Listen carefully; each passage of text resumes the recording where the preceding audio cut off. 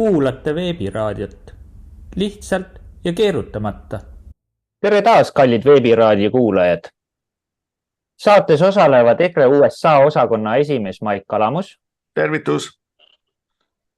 Eesti.com toimetaja Mihkel Johannes Paimla. Tere. Saates külas ERE programmi töörühma liikmed Harri Raudvere ja Kertu Luisk. Hei, hei. Tervitus. Ning sisulooja Timo Kalaus alias Silver Ronk. Tere. Saadet juhin mina, Maarja Maripuu, tuntud sisulooja ja suunamudijana konservatiivne mõtiskleja. Siin saates ei esindame partei seisukohti, vaid avaldame oma isiklikke mõtteid. Alustame saatega. Nädalaga olen mõned mõtted kirja pannud, mille ma nüüd ka teieni toon ja siin saates läbi arutame.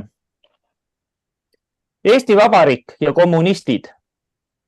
Nõukogude Liidu lagunemisega ja Eesti Vabariigi taassünniga juhtus selline huvitav asi, et need kommunistid, kes tegelesid ennisti Eesti Nõukogude sotsialistliku vabariigi juhtimisega, hakkasid sujuvalt juhtima ka noort Eesti Vabariiki. Kulisside taga oli ammu teada, et tegelikult NSVL laguneb iseseisvateks vabariikideks ning ka kommuniste hakati ette valmistama uusi tekkinud riigikesi juhtima. Samuti räägitakse, et meie au ja uhkus laulev revolutsioon oli tegelikult lavastus ja teater rahvale rahumeelseks üleminekuks iseseisvusele ning mille varjus tegelikult kommunistid koheselt ka oma positsioonid valitsuses hõivasid. Veel hirmuäratav on jutt, mis nüüdseks on ka minu kõrva liikunud, on see, et NSVL küll lagunes formaalsel kujul, kuid eksisteerib endiselt juriidilisel kujul ning see staatus on endiselt aktiivselt kasutuses. Naised saunas rääkisid, et isegi Kaja Kallasel pidi olema Nõukogude Liidu diplomaatiline pass. Kuidas kommenteerite? Ja alustame Harrist. No tere kõigile ja veel kord minu poolt ja seda, kas Kaja Kallasel on diplomaatiline pass olnud, ma ei tea, mul ei ole selle kohta andmeid. Aga see, mida sa nüüd välja tõid, on absoluutne tõsi. Sellepärast, et kui Nõukogude Liit lagunes, siis ega ju need inimesed, kes olid tollal tüüri juures, tegid ju kõik selleks, et võtta ohjad ka uues Eesti Vabariigis üle ja hakata siis seda ühiskonda korraldama. Ja minu meelest on eriti valus just vaadata, kuidas meie seadusandlus on kujunenud välja nende taktikeppi all, sest nad on üritanud ka tuua sotsialistlikke selliseid elemente või rudimente praegusesse vaba Eesti õigusloomesse või õiguskorda. Noh, esiteks üks asi puudutab muidugi maa küsimust, kui me seda vaatame, et kas või see, et maa kuuluks küll nagu piltlikult inimesele kodanikule, kuid see, mis on maapõue sees, see kuulub riigile. Ja selle üle ei taheta anda kontrolli või ei taheta anda omandit üle sellele maavaldajale, sest et tänu sellele on neil võimalik juhtida ühiskonnas protsesse enda meelepärases suunas. No mis puudutab ju otseselt nii maavarade kaevandamist ja minu meelest on Ameerikas asjad ju risti vastupidi, kui me räägime nüüd puhtast demokraatiast, et kui sa ikka omal maal leiad naftat, siis võid olla kindel, et sa oled ka miljonär, et sa saad selle naftaga teha mis iganes. Eestis need asjad päris nii ei käi. Ja noh, selliseid analoogilisi nähtusi on päris palju ja võiks ütelda, et tänu sellistele võimalustele kujundada ka kapitalistlikus ühiskonnas seadusi oma näo järgi on kommunistid loonud juba eos olukorra, et nad saavad olla nii nagu omal ajal öeldi, et ühiskonnas avangard, nemad teevad, nemad juhivad, suunavad ja praktiliselt nagu midagi muutunud ei ole. Et jah, et kui vaadata seda, mis on nagu toimunud ja üldse, mis kommunistidega omal ajal toimus, et inimesed näiteks ei tea seda, et kommunistlik partei oli olemas ka esimeses Eestis ja see oli 1924, kui nad üritasid teha esimest siis riigipööret. Õnneks see ebaõnnestus ja paljud läksid kinni selle eest, aga ega see siis veel ei olnud lõpp, et Venemaa siis aktiivselt toetas neid ja lõpuks siis 1940 tehti siis juunipööre, millega siis võeti riik üle, tehti teatrit, ütleme väga palju võrdusmärke on sellega, mis siin nüüd e-valimised viimased olid. Et pettus oli ilmselge, siis võidurõõmsad kõned, mis oli siis Riigikogus, nad pidasid seal, meenutavad täpselt seda, mida teeb Reform Eesti 200 praegult. Ja niimoodi oligi, et riik võeti üle, kommunistid said etteotsa ja siis oli meil 50 aastat siis sotsialistlikku õitsengut siin Eestis. Et vanemad inimesed mäletavad seda, missugune rõõm see oli, kui poodi läksid ja midagi saada polnud.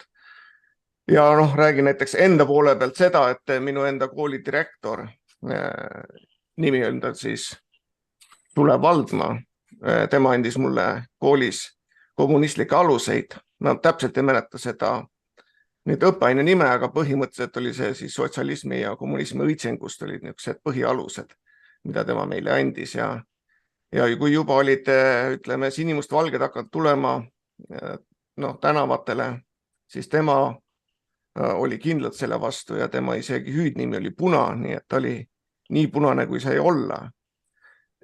Paar aastat edasi tuli šokina Kuusalu inimestele see, et järsku oli temast saanud siis muinsuskaitse esimees. Täielikult punane oli läinud siis ilusaks sinimustvalgeks üle, rääkis koheselt Eesti juttu.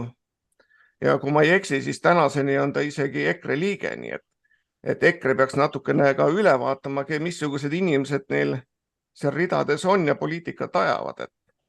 Et EKRE kui konservatiivne, rahvuslik, parempoolne organisatsioon peaks vaatama, et kas see on ikkagi õige, kui endised punased on järsku saanud sinimustvalgeteks. Ja minu teadavalt vist on Jaan Tõnissoni instituudi esimees isegi praegult. Nii et palju karjääri teinud ja igavesti tore mees. Et ma annan edasi nüüd Timole. Tere, jah. Eks neid endisi kommuniste ole tänase päevani meil võimul ja nende järeltulijaid. Nii nagu ütles Türi pastor Harald Meri, et punastest said üle öö valged, et kuidagi Türi pastori mõrv 90. aastatel, seda ei ole tänase päevani, kuidas öelda, selgeks tehtud, et kes seal siis süüdi oli või mis seal siis täpsemalt toimus. Teatavasti Türi pastor Harald Meri oli siis see, kes lubas avalikustada kõikide temale teada olevat eestlaste nimed, kes siis osalesid Eesti inimeste küüditamises. Et nüüd võib muidugi mõni loll inimene küsida, et aga mis sellest enam rääkida. Sest tegelikult ma vastaksin sellisele inimesele ainult seda, et kui meil on kollaborandid nagu tänase päevani võimul ja see on ohtlik tegelikult iseseisvusele ja oma riiklusele, et kõige hullem on see, kui nad on veel riigi tüüri juures. Muidugi Siim Kallase tütar Kaja Kallas, ma ei tea nüüd, kas Kaja Kallasel see partei pilet on taskus, aga nii palju ma tean, et tema on siis Klaus Schwabi poolt välja valitud VEF-i asutaja, noor globaalne liider. Et ütleme, see VEF on ka selline, kuidas öelda, meenutab natukene seda kommunistlikku parteid,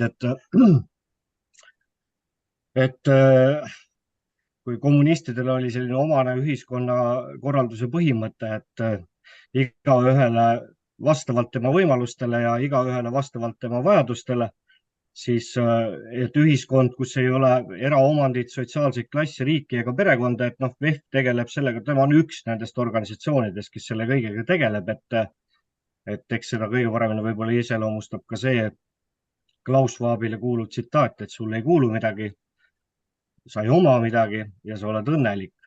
Et jah, ega ma sissejuhatuseks siia rohkem ei oskagi midagi öelda, kui see, et raske on guugeldades võib-olla täna sellisel noorel hakkajal, kes soovib ka selle lähiminevikuga tutvuda, mis seal 80. lõpp 90. algus oli, et guugeldades on raske midagi leida, et soovitan siis otsida selliseid võib-olla Tiit Madissoni raamatuid raamatuid, Virko Lepassalu on hästi palju kirjutanud siin Lennart Meri seotusi KGB-ga, sellest samast Jüri Pastori Põrvast, Tiit Madissoni raamatutega võib-olla tutvuda, et tutvuge selle lähiajalooga siis võib-olla sealt raamatute ja ma ei tea, kas ajalehti veel raamatukogus on või on mingid teatud numbrid sealt vahelt kadunud, et vot selline sissejuhatus.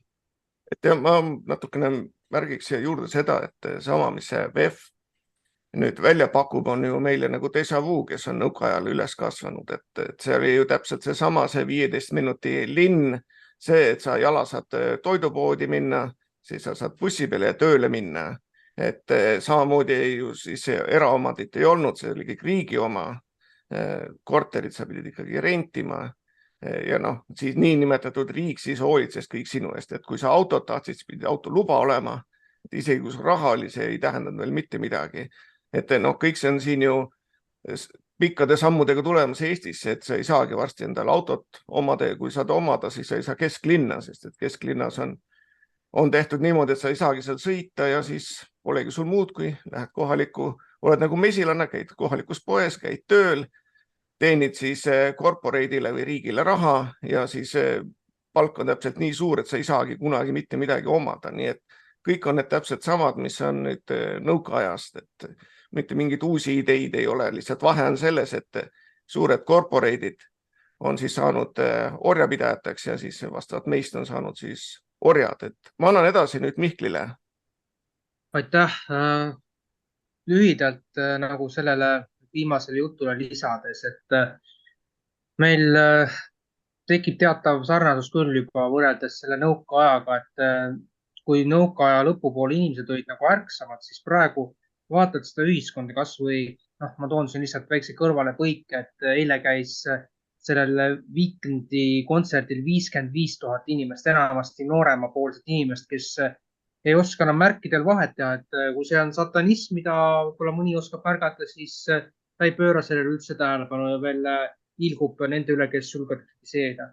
Aga kommunismist rääkides, et meil nagu tuleb niimoodi küll välja, et paljud ei taha nagu üldse aru saada, et me oleme juba pikkade sammudega jõudnud sinna, kus kaamerad, 5G, kõik need kontrollivad inimeste liikuvust ja kõik seda tegemisi.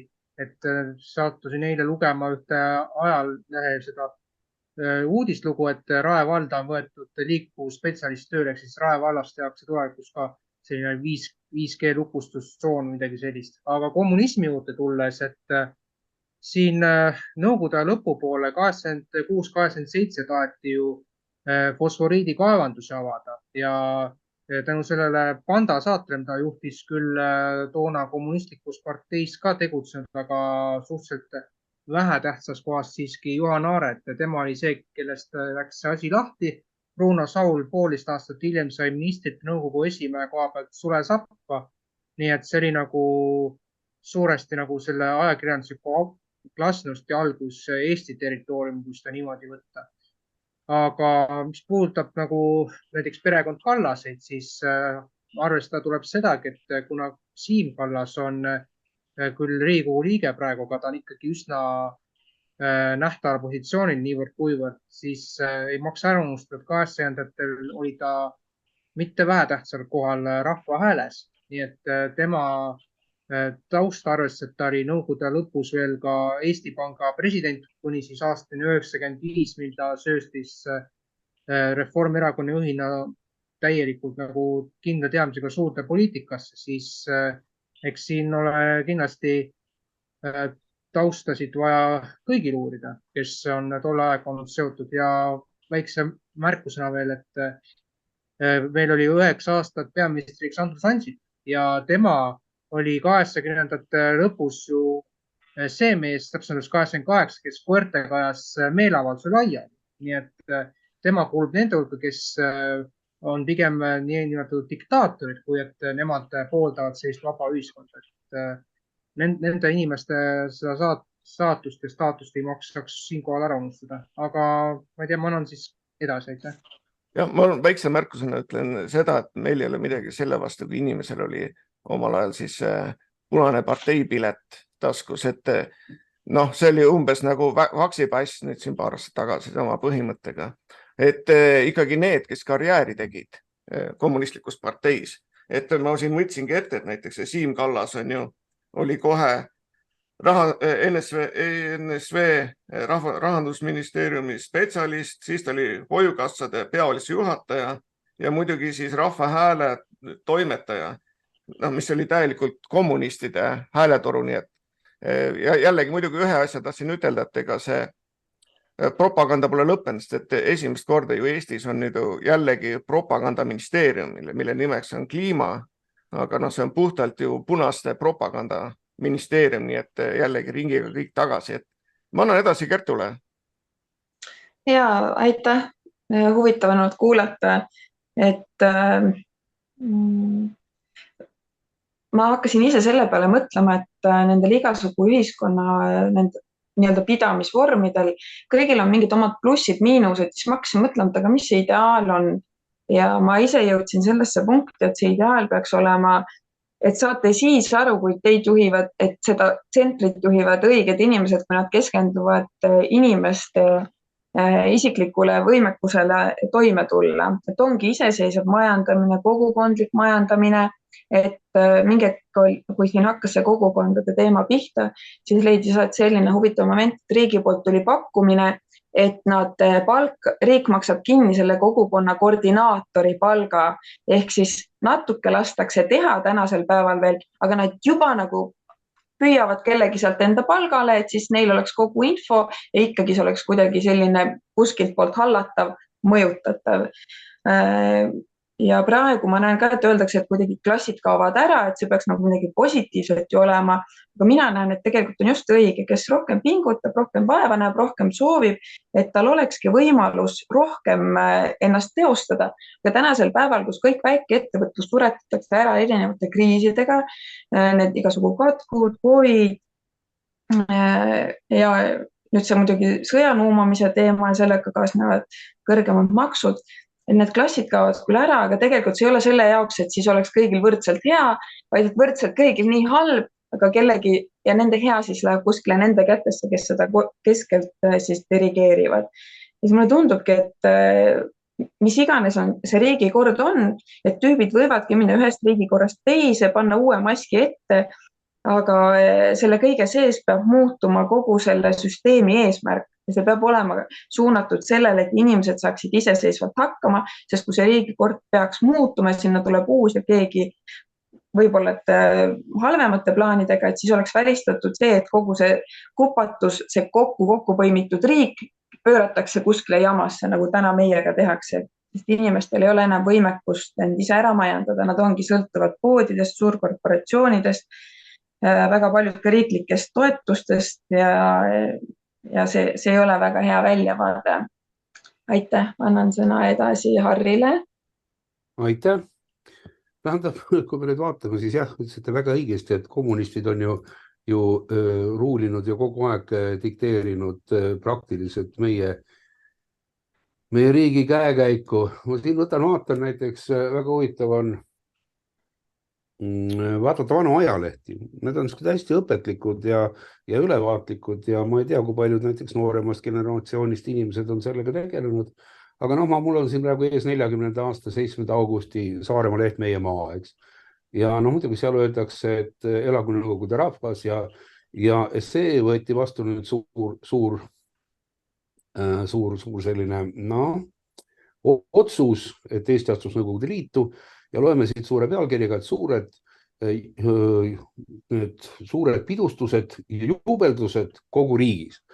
Tähendab, võime ütelda niimoodi, et ega siis ilma meie enda Eesti kommunistideta või nende otsese lobitöö tulemusena või ma ei tea isegi, kas see nüüd juba päris lobitöö oli, aga nende osavõtuta ei oleks me ka ju astunud Nõukogude Liidu rahvaste vennalikku perre. Tähendab ükskõik, kuidas me seda võime nüüd vaadata või mismoodi tagantjärgi tõlgendada või ajaloole hinnangut anda, siis läbi aegad on olnud ju meie enda kommunistid need, kes on ju sõna otseses mõttes pugenud sellele võimule, lootes saada ise kannuseid teenida ja küsimus on selles, et kas need inimesed ongi olnud just kõige adekvaatsemad või tublimad et nad oleksid seda suutnud teha nii, nagu Eesti rahval ja riigil tegelikult vaja oleks. No ma ei usu kindlasti mitte.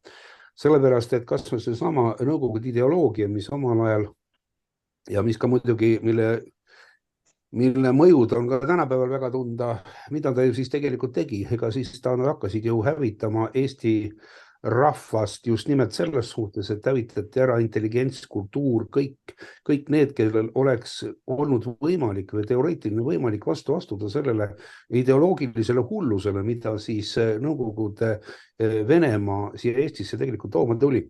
Ja kui me nüüd vaatame nendest isikutest, ütleme väga paljud, kes osalesid Eesti astumisel Nõukogude Liitu, on täna läinud vanale teele ja ma ei ütleks, et neil oleks see muud kerge. Pööraku 4-5 korda ennast ringi.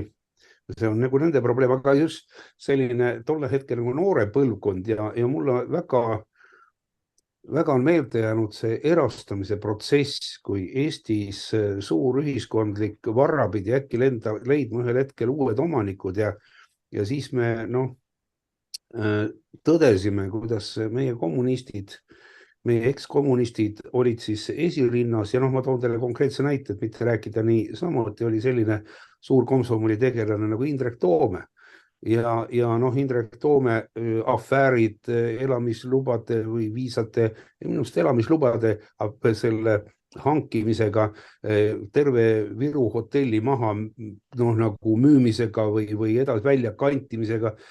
Selliseid protsesse on olnud väga palju ja teisigi. Ja kui nüüd räägid, et kuidas meie kommunistid või on praegugi võimu juures, toon teile elus näite, meie Riigikogu aseesimees, näiteks Toomas Kivimägi, partorg Reformierakonnas, ta ei olnud ju kirjade järgi partorg, ta oli võib-olla esimehe asetäitja juriidilistes küsimustes, aga mis olid nõukogude ajal juriidilised küsimused, said eksisteerida ainult ideoloogiale tulginevad suunad, mida siis pidi kolhoosi esimesse ellu viima ja see partorg oli ta nagu kubjas kukil, vaatas, et parteiliinist kõrvale ei kalduta. Ja kui nüüd sellised inimesed täna juhivad praktiliselt Eesti riigi õigusloomet, seaduse vastuvõtmist, löövad taamliga laua peal, ütlevad, et teie konservatiivid, pange oma suud kinni, sellepärast, et meil liberalistidel on õigus ja võimalused oma elu siin korraldada ja seadusi vastu võtta. Kas see ei ole veel siis kõik ilmekam näide, kuhu me oma riigiga jõudnud oleme? Nii et praktiliselt meil on nendele kommunistidele Eesti riigis tekkinud riiklik kapitalism, sest kõikides strateegilistes valdkondades on need isikud tekitanud ringkäänduse ja täna nad on täiesti rahumeeli, võin öelda, et nad on endale allutanud ka Eesti mitte ainult ka seadusandlusega, vaid ka õiguskaitseorganid, see on ühelt poolt ja teiselt poolt ka terve kohtusüsteemi kuni Riigikohtuni välja. Nii et võime öelda, et ka Riigikohus ei mõista täna paljudel juhtudel õigust, vaid toetab seda sama kommunistide poolt loodud ideoloogilist suunta, mis tähendab seda, et iga kodanik, kes üritab ka minna oma õigusi nõudma, oma põhiseaduslikke õigusi nõudma või kaitsma kohtus ja jõuab sinna välja, siis paratamatult väga suurel hulgal juhtudest lõpeb asi sellega, et süsteem võidab inimest olenemata sellel, et inimesel on nii õiguslikult kui ka õiguslikult niimoodi õigus siin meie õigusruumis. Et ühelt poolt on õiglus ja õigus, aga kui see kodanik omab neid mõlemaid ja Riigikohus teeb kardinaalselt risti vastupidise otsuse, õigustades süsteemi, siis on midagi väga vale ja me oleme väga kaugele jõudnud. Ja minu meelest on masendav see, et ega meie inimesed ei saa nendest asjadest aru. Ja nad lepivad, aga lepivad sellepärast, et nad ei saa aru. Nad ei saa tegelikult üldse aru, mis nendega tehakse. See on minu arvamus. Nii, ma väikse kõrvalpõike siin juurde panen, et nagu paljud teavad, ma olin Heritage Foundationi akadeemias ja seal on erinevaid paljusi kontakte ja räägin siis väiksest kõmu uudisest, nii et ärge siis otseselt mind süüdistage ja kohtusse andke. Aga kõmu uudis on selline, et selline inimene nagu Andres Anvelt Tema oli siis ennem Tallinna miilitsa erikoolis, siis peale seda ta oli Lenini rajooni siis kriminaaljälituses. Et minuni jõudnud info kohaselt siis oli ta 2017 Eesti siseminister ja tema sai siis õiguse, Facebooki siis tagaukse õigused täielikult ja minu teada siis siiamaani on tal see üheainsana terves Eestis on õigus siis vastavalt modereerida Facebooki, nii et see on kõmu uudis, aga see on siis mitme inimese poolt nagu kinnitust leidnud selline asi, nii et imestate, et mille pärast siis Facebookist te blokke saate ja mille pärast siis konservatiivid on seal maha surutud, siis võite vabalt vaadata nii Delfi kui siis ka seltsimees Andres Almelti poole. Et jah, ma annan edasi siis Timole. Selle ringkäenduse kohta, millest Harri siin enam rääkis, et ma tsiteerin ühte lõiku Tiit Madissoni raamatust Täieline vabariik ilma riigileheta. Nõukogude okupatsiooni ajal töötas praegune kaitsepolitsei peadirektor aastaid esialgu autojuhina. Seejärel inspektorina ENSV Siseministeeriumi operatiivteenistuse osakonnas praegune operatiivbüroo, kus põhiliselt tegeldi varjatud jälgimisega. Jutt käib siis Jüri Pihlist, kes oli kaitsepolitsei peadirektor Eesti Vabariigis, eks. Et noh, mis saab olla parim näide sellest ringkäendusest? Ja ütleme, sellised raamatud on täis neid endiseid KGB ja kommunistliku partei funktsionääride nimesid, kes täna elab veel, kes on küll juba manala teed läinud, aga minu teada ei ole Tiit Madissoni selle raamatu sisu eest kaevanud kohtusse mitte keegi, et justkui tegemist oleks laimuga. Et see on fakte täis, et soovitan noorematel inimestel sellega tutvuda. Ja ega see kommunismi teema, ma olen mõelnud ka selle peale, et kuidas seda koolis õpetati ja oligi justkui mingi halb asi. Ja siis ma vaatan tänasel päeval, et lõpuks ükskõik, kuidas neid asju nimetatakse, kui see eesmärk on panna see kellegi kasuks tööle, siis nimetatakse asjad ülimagusaks, üliilusaks igal juhul. Ja siis ma olen mõeldud, aga miks inimesed aru ei saa? Ja sellepärast ei saagi aru, et nad kardavad seda massi, et see on natuke kahtlevad, et kas see otsus või see otsus on nüüd meie kasuks, kas need suunamised on meie kasuks. Et ilmselt nad kardavad, et see suur mass ei arva nii nagu nemad ja siis nad ka pigem nagu voolavad kaasa, sest et vähemusena sa ju niikuinii midagi ära ei saa teha ja siis pannakse ennast uskuma, et ju see on siis see hea ja õige asi, isegi kui endal veits kripeldab, aga mida sa ikka räägid, kui sa arvad, et see, mida sa räägid, lõpuks midagi ei muuda, sest enamus soovib midagi muud.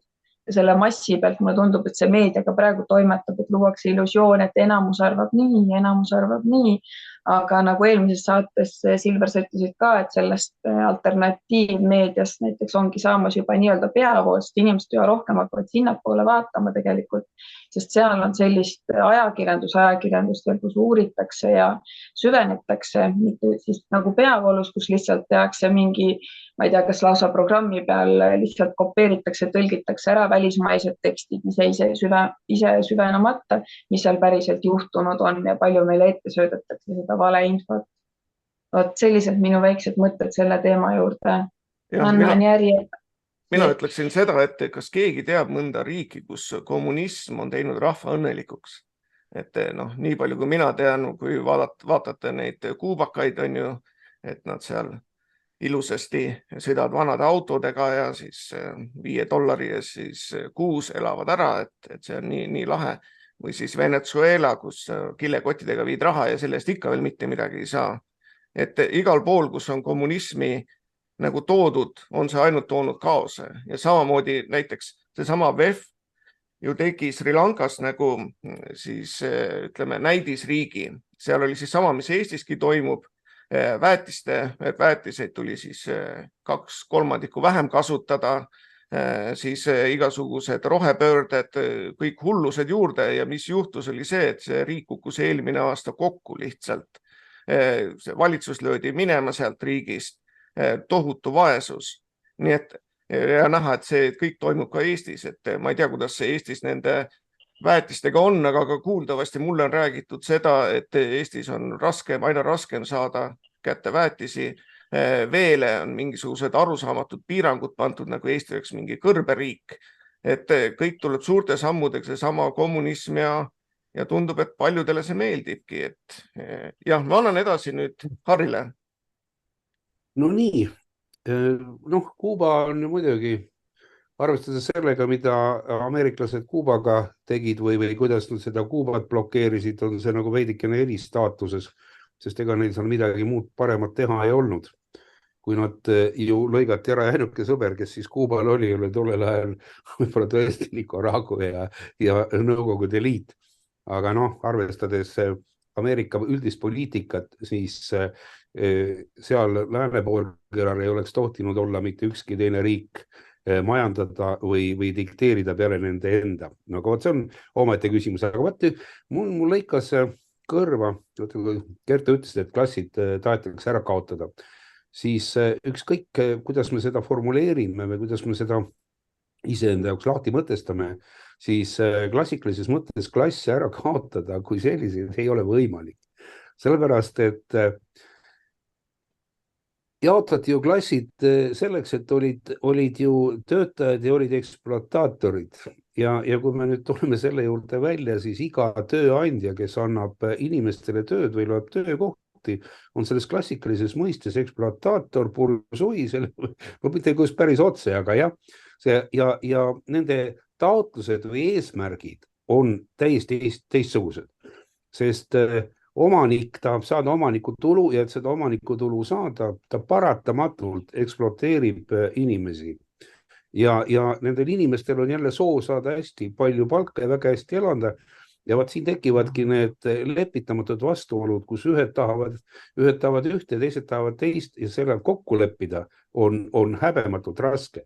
Ja kui üritataksegi mingisugune üldine sotsiaalne kokkuleppe saavutada, siis paratamatult lõpuks läheb see asi ikkagi lörri, sest majanduslikud hoovad hakkavad toimima ja tegema nagu oma tööd. No näiteks kas me selles suhtes, et me nüüd võtame kätte ja kehtestame või suurendame või tõstame miinimumpalka ametlikult seaduslikult ja me teame kõik, et selle miinimumpalga ja selle keskmise palgaga, mis siis tähendab üles haibitakse, on otseselt seadusandjate palk on sellega ju korrelatsioonis.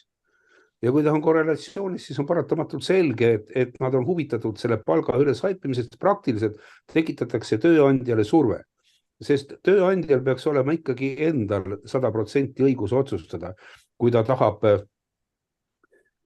teenida ka normaalset kasumit, sellepärast et kui ta ei maksa oma töötajatele normaalset palka, siis need töötajad otsivad teise koha, kuhu tööle minna ja paratamatult on ta nii või teisiti kapitalistina läbi põlenud ja seda enam, kui veel inimestel on vaba liikumise võimalus ja leida paremaid kohti tööks, siis seda me näeme ju, kuidas eestlased Eesti riigis täna ju jalga lasevad ja on võimalik tekitada sotsiaalsed, absoluutselt õiglased süsteemid, aga see tähendab seda, et neid ei saa luua kommunistide mõistes keeldude ega käskudega, nii nagu nad omal ajal ju üritasid majandus korraldada sellega, et kogu maa natsionaliseeriti.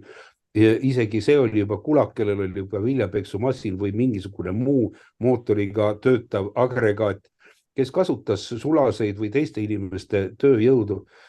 Paratamatult need inimesed ju ühiskonna poolt represseeriti ja ütleme ühiskonna rikkuse aluseks, millest siis kommunistid pole tänase päevani või nende järglased aru saanud, ei ole mitte tohutu üleregulatsioon, mida me näeme ka praegu Euroopa Liidu poolt, mis meile peale surutakse, vaid tohutu ettevõtlusvabadus. Ma toon teile nagu lihtsa näite, näiteks kui ma arendan siin praegu tuuleparke ja tehakse igasugused keskkonnamõjude hindamised, siis hüppavad suured ametkonnad jalalt jalale, räägivad, vaata, kus tuulegeneraator siin tapab ära nahkhiired ja linnud ja konnakotkad ja kõik sellised asjad, aga ma sõitsin nüüd väga pikalt näiteks mööda Eestimaa teid ja teate, kui palju noori loomi, siile ma pole üldse enam näinud, eks, kui palju on neid hukka saanud, kui palju on linde jäänud autode alla. no miks me siis ei keela ära näiteks teiselt poolt teede ehitust, sellepärast et see on loodusele ju palju suurem takistus, aga luuaksegi teatud strateegilistele valdkondadele sellised ametkondlikud kunstlikud piirangud, et seesama riiklik monopol, mis tugineb sellele samale sotsialistlikule ideoloogiale, suudaks tekitada probleemi, kus eraettevõtja paljudel juhtudel ei saa selliseid alasid viljeleda, mis oleks siis riigi monopol või mida toidetakse läbi seaduste ja läbi muude institutsioonide, et needsamad isikud, kes on siis riigi tüüri juures, suudaksid säilitada oma heaolu ja oma positsiooni ja oma toiduahelat siin ühiskonnas. See võib tunduda, mu jutt võib tunduda natukene utoopiline ja veidikene väga paljudele inimestele arusaamatu, aga kui sa oled puutunud kokku sügavuti nende väga erinevate valdkondadega, siis sa näed, kuidas need jõujooned paratamatult jooksevad ja nad teevad kõik selleks, et ühiskond ei arene. Vaadake, kui me räägime ka demokraatlikust ühiskonnast, et meil peaks demokraatlik ühiskond olema, siis kus siis see suur demokraatia ju alguses pihta hakkas, minu meelest oli ta ju vanas Kreekas. Aga Vana-Kreeka oli ju üdini orjanduslik ühiskond, kus olid orjad ja kus olid siis vabad kodanikud, kellele see demokraatia laienes. Ja kui me täna räägivad meie liberalistid demokraatiast, siis tundub, et meie ühiskonnas üritatakse täpselt samasugust demokraatlikku ühiskonda korda ellu kutsuda, kus siis ühed inimesed on need, kes ütleme 15 minuti ringis saavad käia, teha ja majandada, aga ülejäänud on oma tegemistes vabad ja võivadki nautida neid kõige ehtsamaid demokraatia võlusid või mõnusid. Nii et need sotsialistliku või kommunistliku ideoloogia jõujooned töötavad täna meie ühiskonnas ääretult tugevalt ja mitte ainult Eestis, vaid me näeme ju terves Euroopa Liidus, kuidas on see ideoloogia kanda kinnitanud ja kuidas seda on üle võetud ja kuidas seda praktiliselt rakendades suunata üle regulatsioon kohtadele. Nii et see on minu meelest ääretult ohtlik tendents üldse meie tänases ühiskonnas. Jah, natukene räägin inimestele ka seda, et ma olen nii Eestis äriajand ja nii ka USA-s, siis see on tohutu erinevus. Et see, mis Eestis on tüüpiline sotsialismusele, see on see, et on suured maksud, mis jagatakse siis uuesti ümber vastavalt ametnike poolt. Ameerikas näiteks siin ei ole isegi käibemaksu, et kujutage ette, kui palju see firmale hoiab kokku, pead ainult korra aastas oma finantsaruandeid andma, need on ka ütleme niimoodi salastatud ja mitte avalikud inimestele. Et regulatsiooni siin on väga vähe võrreldes Eestiga. Siin võid alustada paari allkirjaga oma firmaga. Sa võid võtta tööle inimesi homme, lasta neid lahti ülehomme, kui neid vaja ei ole. Muidugi keegi ei lase seda lahti. Ja samas on palgad, ütleme, kui siin ikkagi koristaja teenib siin $20–25 tunnis, millega ta suudab täiesti normaalselt ära elada ja seda inimest ka austatakse, kes teeb tavalist ja ütleme head tööd. Aga näiteks Eestis, kui keegi arvab, et koristaja, see on kõige madalam aste, makstakse talle siis nii vähe, kui vähegi võimalik on. Et need maailmad on täiesti erinevad. Et siin on väiksed maksud, aga sa pead ise vaatama, kuidas hakkama saad. Siin ei ole tervisekindlustust nagu riiklikku, vaid ikkagi sa pead omast taskust maksma. Aga selles sa saad ka vastavalt korraliku teenus, et sa ei oota pool aastat järjekorras, vaid lähed sisse ja sa oled klient, kellele siis vastavalt tehakse parim teenus. Et need on need kaks erinevat vahet, mis on siis Eestil ja USA-l. Et muidugi, kui panete tähele, siis nii VEF-is, siis mis Klaus Schwabile hullult meeldib, on siis Hiina tüüpi siis riiklik kord, ehk sul on siis üks suur partei, mis on vastavalt kommunistlik partei, tema tegutseb kõigega, kõik kuulub siis kas korporatile või riigile ja sina siis oledki ilma õigusteta ori seal, nii nagu seal Hiinas toimub, et kellelgi ei tohiks olla mingisuguse illusioone, et seal Hiinas on hea või siis on seal demokraatia. Et jah, ma annan üle Timole. Teid kuulates kõik see see inimese, kuidas öelda, inimesele jala ette panemine, et sul ei lasta elada olla, et sul on ära määratud see, kui kõrge võib olla sinu tuba, mis värvi peab olema sinu maja fassaad, et noh, kõik võimalikud, et kui ma teid kuulasin, siis ma ikka mõtlen aina selle peale, et see ei ole, kindlasti teie ei kuule seda esimest korda, et Reformierakond on kommunistliku partei järeltuli ja tegelikult, kui nii hakata võtma, siis noh, see lihtsalt ei olegi teistmoodi, et ütleme, enamus asju, millest me räägime siin, ongi Reformierakonna eestvedamisel siin Eestis. Nende eestvedamisel me oleme jõudnud sellesse punkti, kuhu me jõudnud oleme. See on see bürokraatia diktatuur. Et mul siin üks tuttav hakkab oma maale, maja ehitama Pärnumaal ja ta on 4 kuud seda asja ajanud, tal on 5-6 tuhat kulunud, ta ei ole veel koppagi maasse saanud, ta on kõik projektid on tehtud, kooskõlastamisel saadetud, viimane kord saadeti tagasi sellepärast, et ta peab oma maale tegema tuletõrje veevõtukoha, mingisuguse mahuti maa sisse kaevama, eks, ja muidugi see peab vastama kõikvõimalikele tingimustele ja nii edasi ja nii edasi. Mu enda näide, kus mul oli Järvamaal oli krunt, ma tahtsin majast välja viia elektrikapi, panna selle oma hoovis olevale Elektrilevile kuuluva posti külge, eks.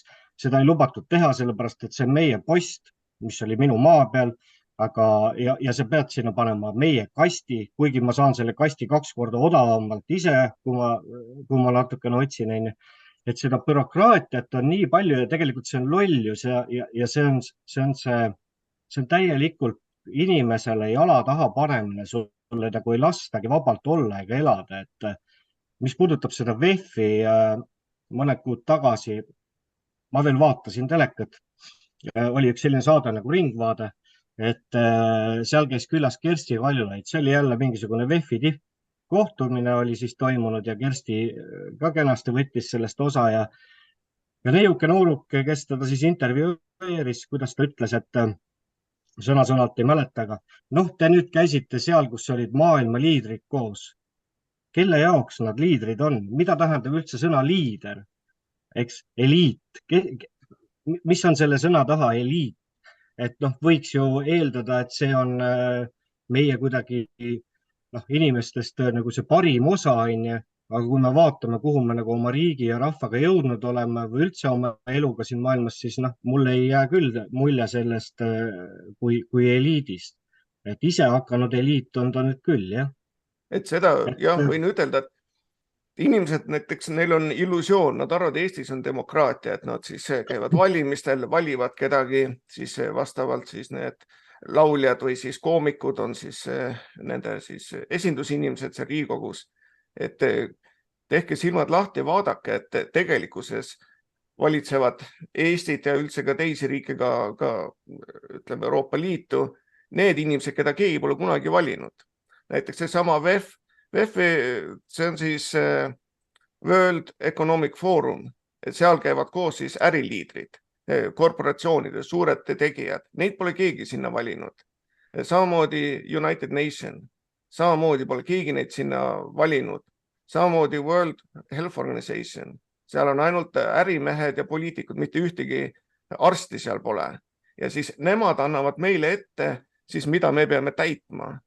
Et see asi käib hoopis teistpidiselt, mitte alt üles, vaid ülevalt alla ja siis vastavalt need marionetid, kes seal Riigikogus on, siis võtavad vastu neid seadusi ja teevad täpselt nii, nagu on vaja. Jah, Timo? Ma tahtsin mainida siia juurde veel Bilderbergide grupi, kus käis siis meie riiki esinemas Jüri Ratas. Jah, ega. Anname üle Kertule. Jaa. See on selles mõttes huvitav teema, et need sõnad, kui rääkida, et oi, et meie Ameerika liberaalsus on selline, Eesti liberaalsus on selline, siis tegelikult need on ju sõnad, millel on mingi tähendus. Ehk siis meile söödetakse neid just selle illusiooni jaoks ette, et nii, meil on nüüd siin demokraatia, saate valida, aga selle valimisega mina sain aru, et meil kaovad e-valimised ära siis, kui neil on võimalus saavutada see oma eliidi poolt antud käsk läbi teiste jõudude siis.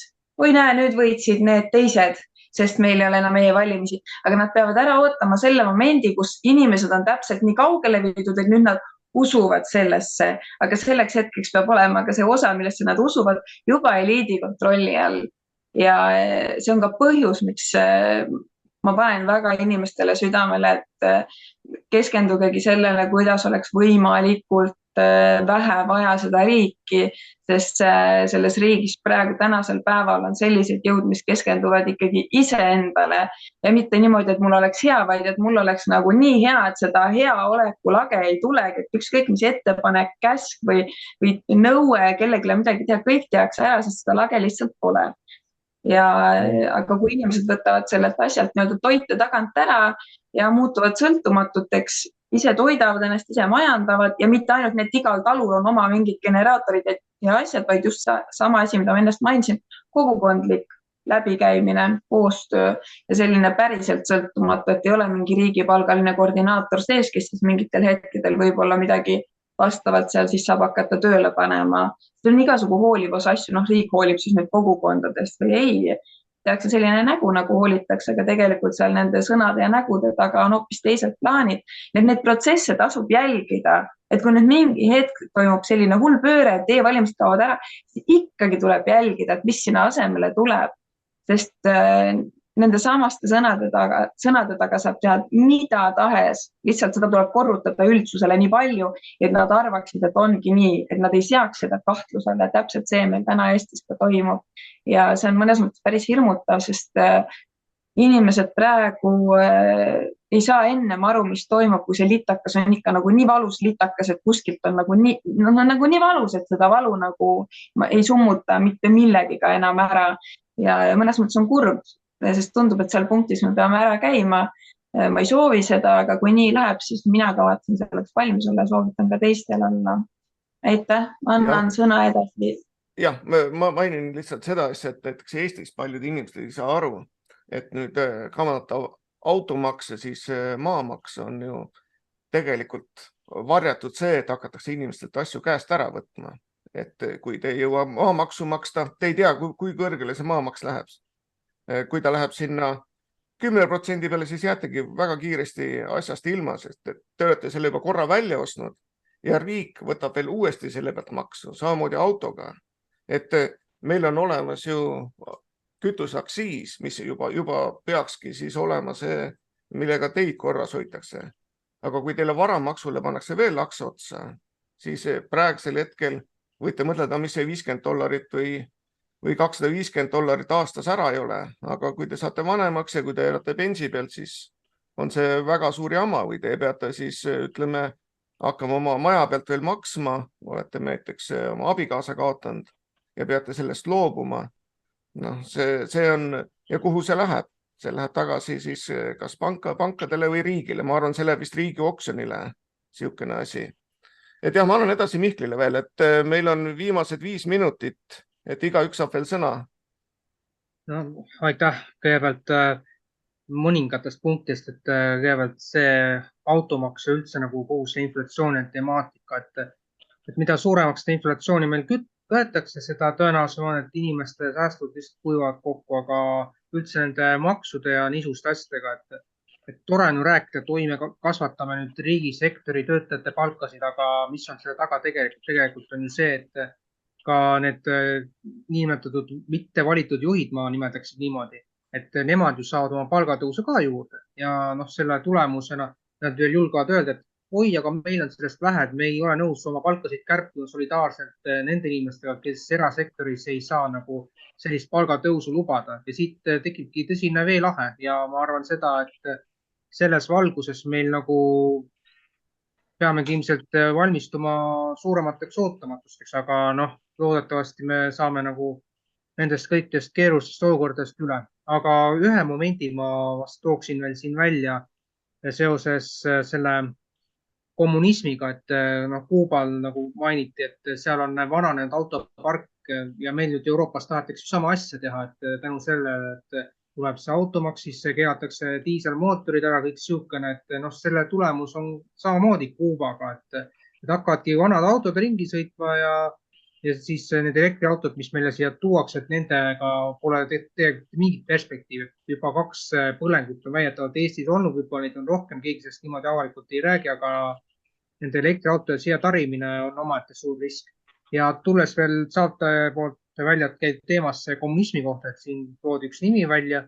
Ma tooks veel ühe nime, nimelt Herman Simm, kes oli 90 keskpaiku enne kui siseministriks sai Savisaar. Ta oli lausa politseiameti peadirektor ja 2000 alguses kuni siis 2008 aasta septembrini, mil ta kapo ja teiste jõustruktuuride poolt arreteeriti. Ta oli kaitseministeeriumis tööl ja käsitles eriti suurel hulgal kaasa arvatud NATO saladusi ja süüdistuse järgi ta ju jagas materjale Venemaa.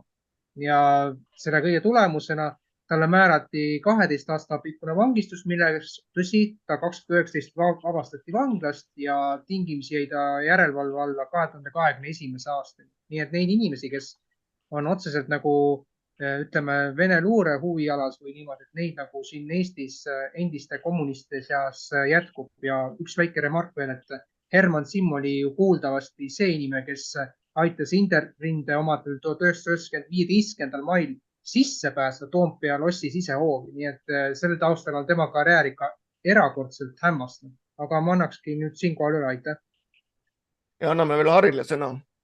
No nii, ma tahtsin hästi kiiresti öelda veel seda, et kuulasin nädalavahetusel Arvamusfestivali, kus olid eurosaadikud koos ja siis Yana Toom ütles sellise ilusa lause, et seal nendes vestlusringis on kõige targemad Eesti poliitikud, mis minu jaoks muidugi oli hästi naljakas. Mis puudutab nüüd näiteks ehitusmäärust või sellised, et me ei saa ehitada ja see bürokraatia diktatuur ruulib, siis on täiesti selge, et mitte ükski bürokraatia diktatuur ei saaks eksisteerida sellisel viisil või moel, kui tal ei oleks poliitilist seljatagust, et see on nagu täiesti selge. Ja kõikidele nendele ehitusmäärustele, mis on siis üle reguleeritud, on ju praktiliselt sisse kirjutatud sulle selged vaesus. Ma olen ka öelnud niimoodi, et Kuressaare loss oleks jäänud täiesti ehitamata, kui meil oleks eksisteerinud tollel ajal selline ehitusmäärus, nii nagu meil täna on vastu võetud. Ja mis puudutab Kuuba masinaid, siis ma olen Kuubas käinud, sõitnud nende imeliste vanade masinatega, ma võin öelda, et nad on nii ära tuunitud, et väljast on ta selline, aga tal on kõige uhkemad mootorid, kõige vingemad süsteemid on peal, mis kõik töötavad, nüüd see on käsitlematu. Et vaatad küll, et vana risu, aga kõik nad naeravad pihku, ütlevad, et tegelikult meil on autod palju modernsamad, kui teie seal Euroopas sõidate. See võib tunduda groteskne, aga tegelikult on see täpselt niimoodi. Ja ega ma siis muud ei oskagi, ei tahakski rohkem öelda, et saada sellest bürokraatia diktatuurist lahti, see on väga lihtne. See on ainult üks ainukene väga lihtne. Rahvas peab võtma tegelikult võimu riigis. Täpselt. Ja Timo? Jah, need uuskommunistid hoolivad nii, et nad hoolivad, et sul oleks lapp näos, et sul oleks süst õlas, millises majas sa elad, kui kõrge on su tuba, millise autoga sa sõidad ja nii edasi ja nii edasi, aga see uus kommunist ei tule sinu koju ja ei vaata, kas sul külmkapis süüa on. Vot nii palju ta sinust ei hooli. Ja ütleme, kui ma kuulasin teile, mul tuli meelde see veel lahendamatu kuritegu Eestis, mis 2 aastat oli see nii-öelda koroonapandeemia, et tegelikult see kuritegu on senimaani, kuidas öelda, menetlemata, aga selle kuriteo eestvedajad või kaasosalised või selle kuriteo toimepanijad on täna valitsuses ja Riigikogus, et sellistest asjadest jah, et vaata, tuleb meelde Karmen Joller, kes ka on selline, kuidas öelda, eeshoolija, eest ja tagant hoolija, ikka jälle see süstinali ja see lapinali ja nii edasi, aga ta ei ole kordagi minu arust sõna võtnud sellel teemal, mida meie põldudele, kui palju mürki pritsitakse, mis on selle tagajärjel, kuidas inimesed on haigeks jäänud, kui palju, et võt see topeltmoraal ja uuskommunistide hoolimine, see teeb tigedaks. Kertu?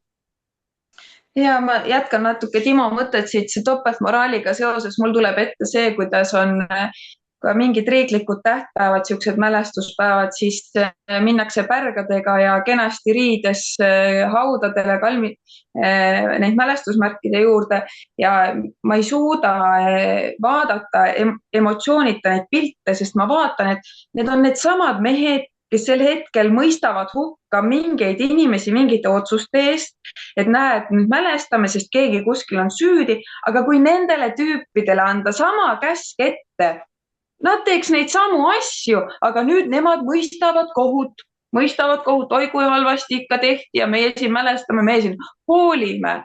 Et see hoolimise sõna on järele ürtsitud, et vahest tahaks nagu ütled kellelegi siiralt sõna, ma hoolin ja siis see kõlab peas juba see hoolimine, see on ju see asi, millega manipuleeritakse inimesi ära andma seda usaldust, tekitama seda sidet, et jaa, sina võid mu eest hoolitseda, sest sa ju hoolid, noh. Tegelikult meid selja tagant lüpstakse nii, et ma vahest ei saa isegi aru, et kas need inimesed, kes seda riiki niimoodi kuristikku ajavad, kas nad on ebapädevad, noh kuidagi ära sokutatud on ju omade poolt, et sa ei peagi olema tark, sa pead olema kergesti juhitav. Kas asi on selles või siis neil lihtsalt ongi ees siuke skript, et ja nüüd kõik keerate tuksi. Teie tagal on kindlustatud, teil läheb kõik pärast kenasti, aga vaata selle rahva siin te lihtsalt keerate täiesti nägupidi mutta. Ja siis nad mõtlevad, loll näeb täitsa välja pärast neid rumalaid asju teha, aga see isiklik kasu ja mina saan päästetud, kui ma kaasa ei tee, siis mina olen seal mudas pärast, aga ma teen kaasa, siis ma olen pärast halja loksal. Ja siis tuleb mingi teine olukord ja keeratakse teine nägu ette ja räägitakse teist juttu ja täpselt nii nagu parasjagu kasulik on. Ja sellepärast tulebki inimestele hakata number 1 isendast hoolima, et keegi teine ei hakkaks seda teie peal tegema. Aitäh, selle mõttega lõpetan. Ma ainult nii palju ütleks selle monumentide juurde käimised. Minu arust on ka see hästi tülgastav ja Kertu paneme tähele, et ega seal ei käi tavaliselt, selle monumentide juures pärga panemas ei käi inimesed. Nad alustavad oma kõnet. EKRE, Keskerakond, saad aru, nad räägivad, nad esimesena mainivad ära mitte enda nime, nad justkui ei ole inimesed, nad kuuluvad kuskile, nad määravad ära selle, kuhu nad kuuluvad ja siis käivad oma pärgadega liputamas seal, et 4 aasta pärast jumala eest meelest ära ei läheks meiesuguseid rahvuslasi valida. Et see on minu lõputsitat. Ja anname siis Maarjale viimased siis saate sõnad. Ja, aitäh.